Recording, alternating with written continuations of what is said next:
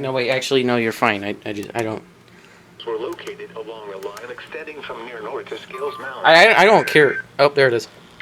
Oh, it's supposed to. Dang it.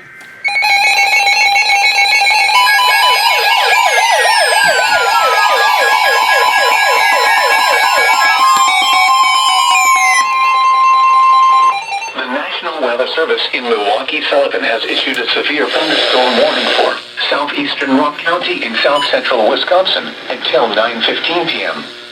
At 8:16 p.m., a severe thunderstorm was located near Beloit, moving east at 10 miles per hour. Hazard, 60 miles per hour wind gusts and quarter-size hail. Source, radar indicated. Impact, hail damage to vehicles is expected. Expect wind damage to roofs, siding, and trees. Locations impacted include Beloit, Clinton, Shapiro, and Fuggs Hollow.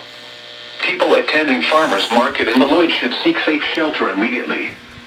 For your protection, move to an interior room on the lowest floor of a building.